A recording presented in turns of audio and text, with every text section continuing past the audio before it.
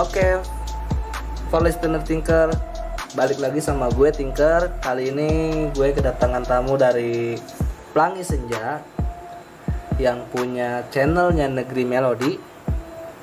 Thank you udah dateng. Ya, halo listener Tinker.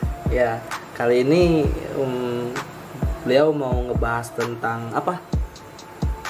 Masih sama karena gue lagi di Tinker nih. Gue bakal ngebahas pembunuhan pasti, kasus pembunuhan. Kasus pembunuhan ya.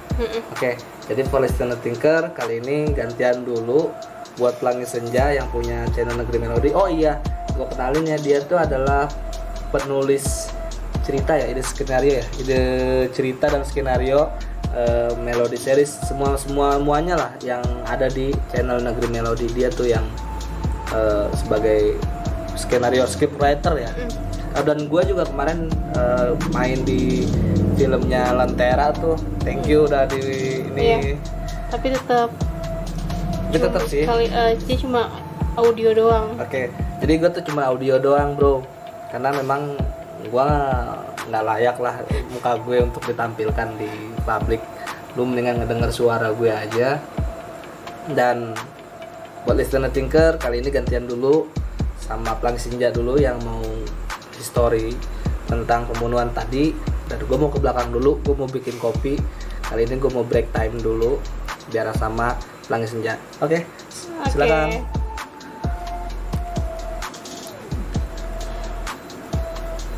Oke, kali ini ditemenin sama Pelangi Senja. Kali ini gue mau ngebahas tentang pembunuhan juga. Dan untuk kali ini pembunuhnya itu perempuan.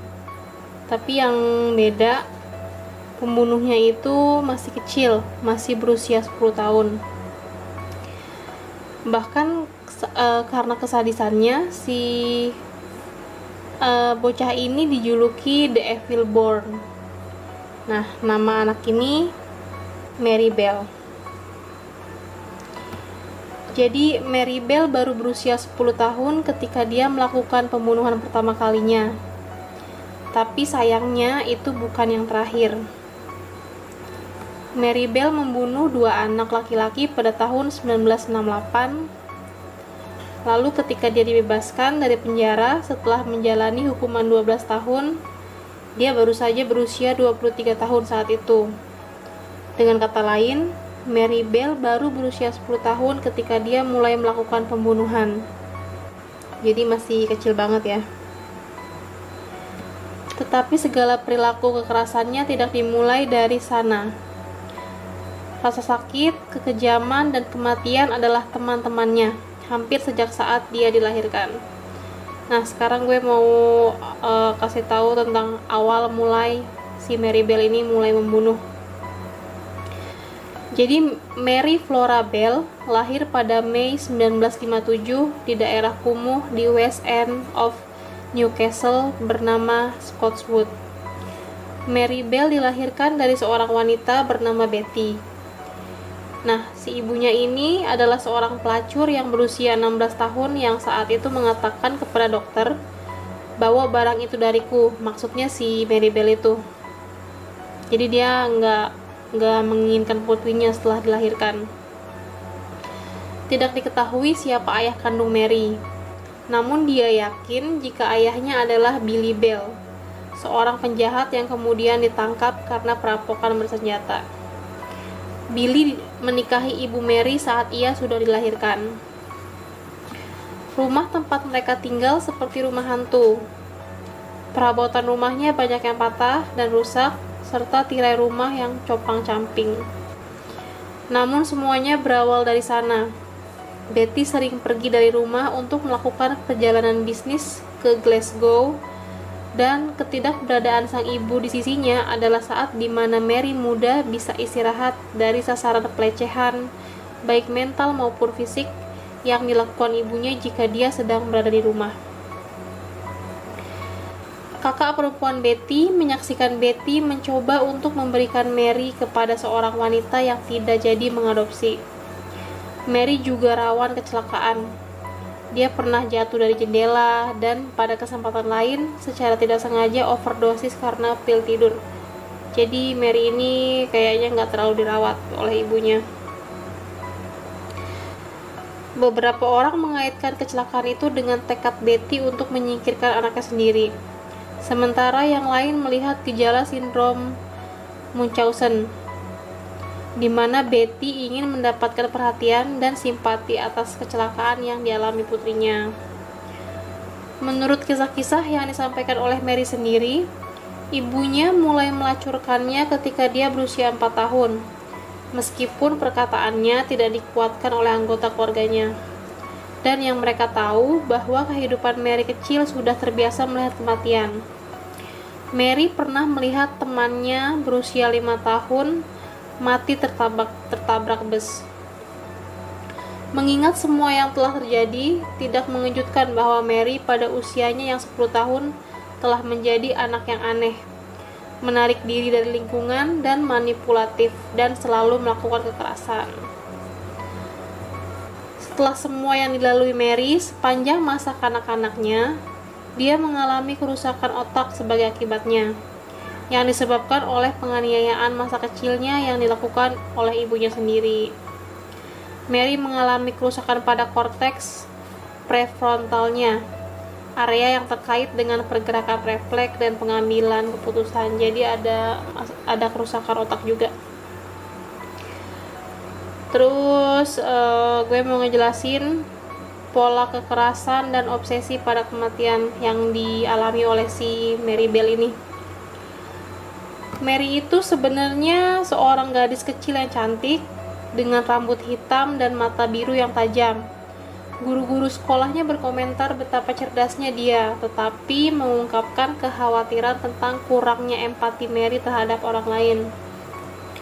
Meskipun perilaku kekerasan Mary diperhatikan oleh orang-orang di sekitarnya, namun tidak ada orang yang berusaha untuk menolongnya. Mary terus menjalani kehidupannya tanpa pengawasan, dengan konsekuensi yang mengerikan. Mary kerap melakukan kekerasan seperti mematikan puntung rokok yang masih menyala di pipi seorang gadis kecil. Dia juga mencoba mencekik seorang gadis kecil dan lalu mengisi mulutnya dengan pasir. Sementara teman-temannya yang bernama Norma memegangi korbannya.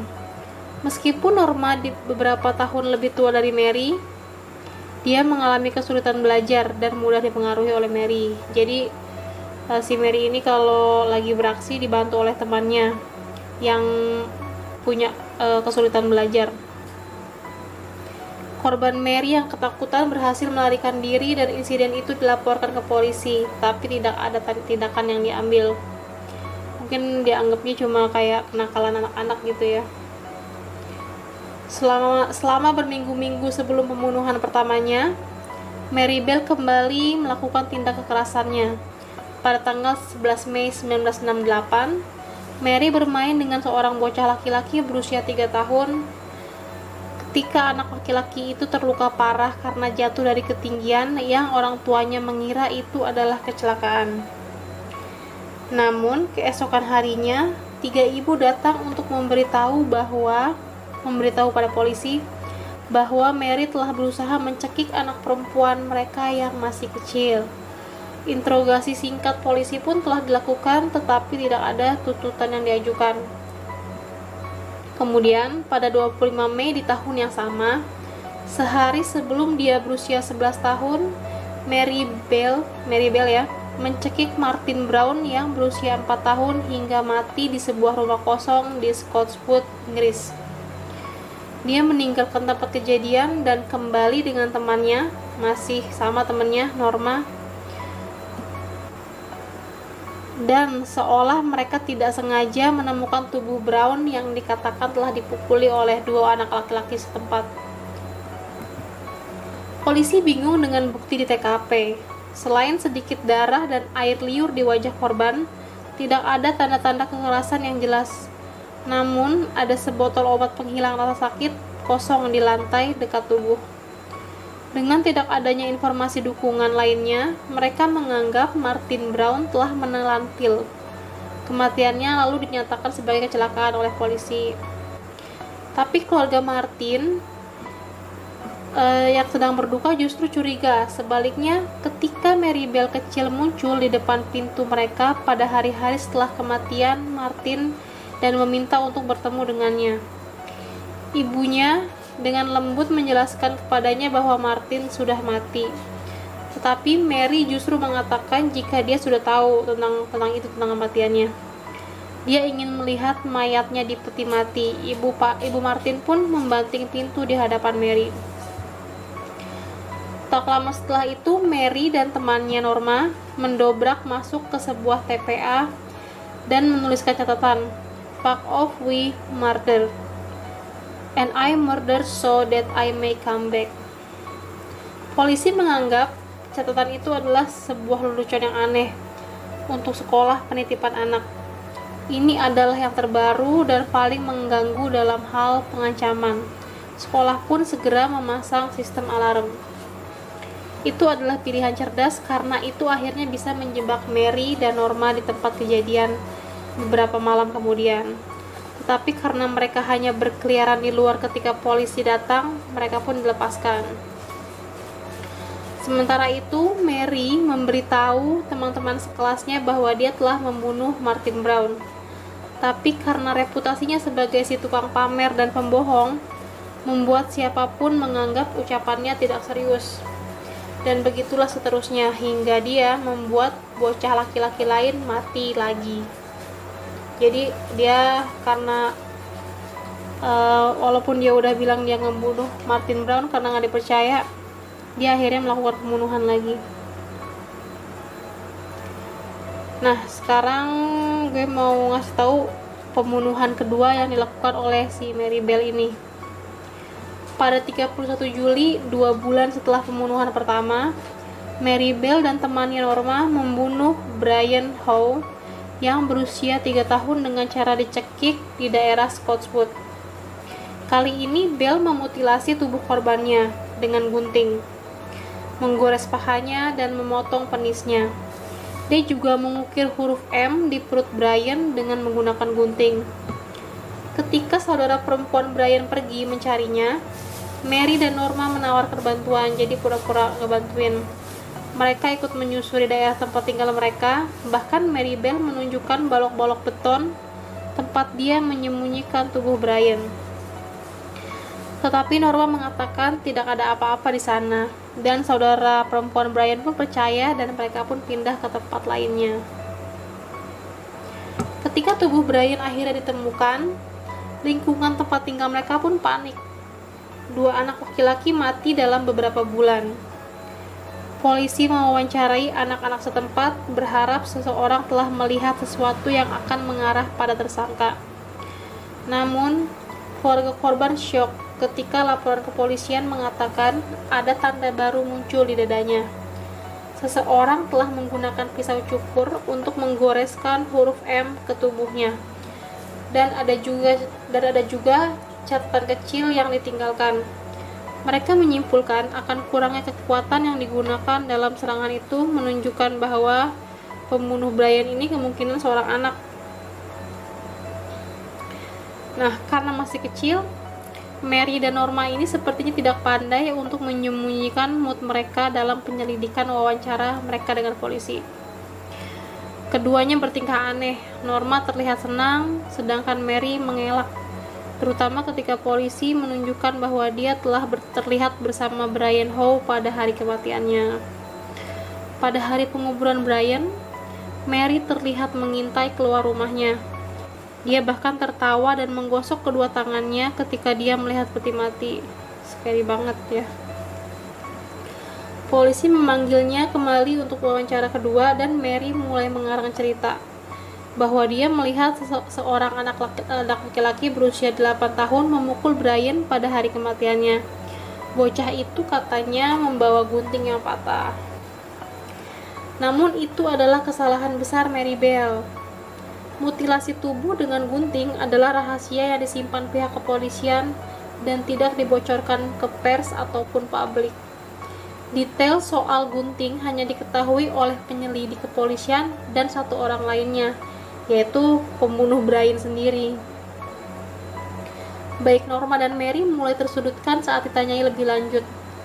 Norma pun mulai bekerja sama dengan polisi, sedangkan Mary mengaku dirinya memang ada di TKP selama pembunuhan Brian Howe, tetapi ia mencoba untuk melempar kesalahan kepada Norma. Kedua gadis itu pun didakwa dan tanggal persidangan pun ditetapkan. Jadi di sini sudah diketahui bahwa mereka itu pembunuhnya ya. Nah, setelah itu Mary Bell dan Norma ini akhirnya menjalani persidangan. Di persidangan, jaksa mengatakan kepada pengadilan bahwa alasan Bell untuk melakukan pembunuhan adalah semata-mata untuk kesenangan dan kepuasan untuk membunuh. Sementara itu, pers Inggris menyebutnya sebagai evil born, jadi iblis yang baru lahir ya. Juri setuju bahwa Mary Bell telah melakukan pembunuhan dan menjatuhkan vonis bersalah pada bulan Desember. Namun psikiater pengadilan meyakinkan juri bahwa Mary Bell menunjukkan gejala psikopat dan tidak dapat dianggap bertanggung jawab penuh atas tindakannya. Norma Bell atau temannya dianggap hanya sebagai kaki tangan yang terseret oleh pengaruh buruk. Dia pun dibebaskan akhirnya, temannya akhirnya bebas. Hakim menyimpulkan bahwa Mary adalah orang yang berbahaya dan ancaman serius bagi anak-anak lain. Dia dijatuhi hukuman penjara yang disebut sebagai at her majesty pleasure, sebuah istilah hukum Inggris yang menunjukkan hukuman yang tidak ditentukan batasannya pada dasarnya ya, sampai ada kekuatan hukum yang pantas untuk dikeluarkan. Dia awalnya dikirim ke Red Bank di Newton Le Willows, Lancashire, fasilitas yang sama yang kelak menahan John Venables, salah satu pembunuh James Bulger 25 tahun kemudian. Ibunya berulang kali menjual cerita tentang Mary Bell kepada pers dan sering memberikan tulisan kepada wartawan yang diakui sebagai anaknya. Bell sendiri menjadi berita utama media pada September 1977 ketika dia sempat melarikan diri dari penjara terbuka di Moor Court. Tepat dia ditahan sejak pemindahannya dari penjara anak ke penjara dewasa setahun sebelumnya. Hukumannya untuk ini adalah hilangnya hak istimewanya selama 28 hari. Nah, akhirnya setelah menjalani hukuman dia pun dibebaskan. Jadi si Mary Bell ini selain dihukum, dia itu sebenarnya ngejalanin perawatan juga dan rehabilitasi karena dia punya masalah mental juga. Lalu akhirnya pada 1980 Mary Bell ini dibebaskan. Dia dibebaskan dengan lisensi, yang berarti bahwa secara teknis dia masih menjalani hukumannya, tetapi dia dianggap bahwa ia bisa menjalani kehidupannya di lingkungannya di bawah masa percobaan yang ketat. Pada saat pembebasannya, Bell berusia 23 tahun, dan dia dibebaskan dari penjara terbuka Ashcombe Grange setelah menjalani hukuman 12 tahun. Bell diduga kembali ke Tyneside pada beberapa kesempatan dan tinggal di sana beberapa waktu setelah pembebasannya. Selain itu, Mary Bell diberi identitas baru untuk memberinya kesempatan untuk menjalani kehidupan baru dan melindunginya dari incaran pers. Meski begitu, dia terpaksa pindah beberapa kali untuk melarikan diri setelah diburu para tabloid, surat kabar, dan masyarakat umum yang entah bagaimana selalu menemukan cara untuk melacaknya. Segalanya menjadi lebih buruk bagi Bell setelah dia memiliki anak perempuan pada tahun 1984. Putri Bell tidak tahu tentang kejahatan ibunya sampai dia berusia 14 tahun.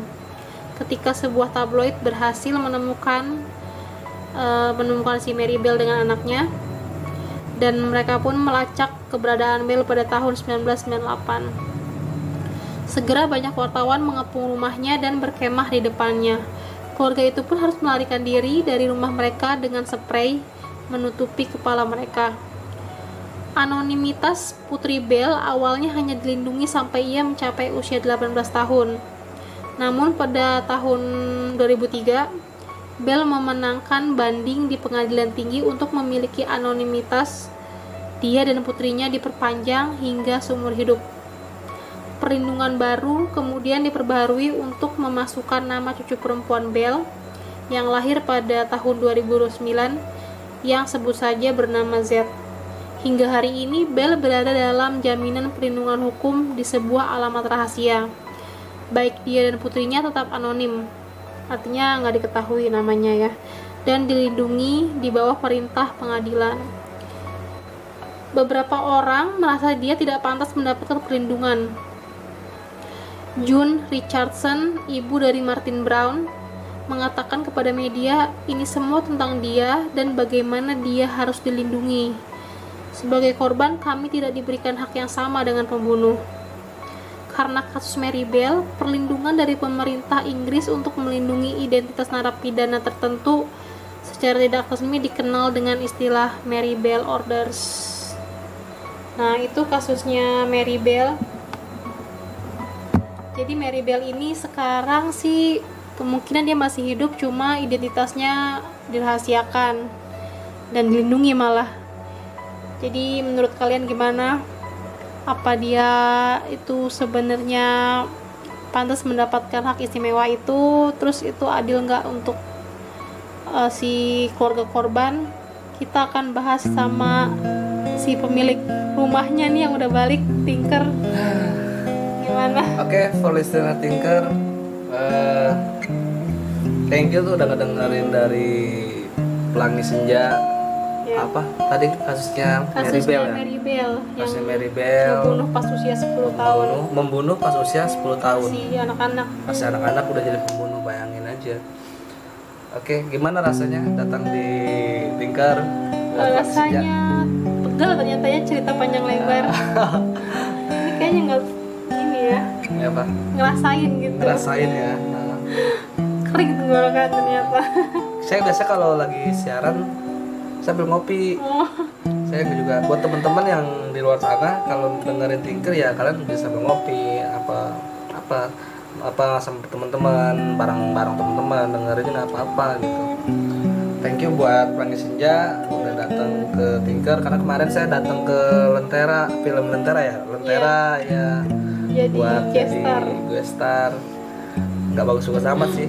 Iya. Ya, tapi ya udahlah, dan memang saya nggak menunjukkan itu ya, cuma audio aja karena memang konsep saya adalah audio. Thank you for Pelangi Senja udah datang ke Tinker. Jangan ngapok, nanti kalau ada waktu datang lagi ya, mudah-mudahan nggak ngapok. Boleh tutup deh buat listener Tinker. Biasanya saya kalau tutup itu ya udah apa ininya tagline-nya apa? Tagline-nya tuh, ayo coba apa? Oke, ya. Pernah dengar kok, sering dengar. Sering apa tagline-nya? Tuh subscribe nggak? Apa? Subscribe dong. Oh, subscribe. Nanti saya cari kalau nggak ada subscribe kurang satu, saya cari Pelangi Senja ada nggak? Kali ini ditutup sama gue Pelangi Senja ya. See you next time. Nanti pastinya masih Tinker lagi ya. Lanjut aja, nggak apa-apa tutup. Ditutup sama Pelangi Senja aja. Oke. Nggak apa-apa. Oke, sampai ketemu lagi di kasus berikutnya. See you next time and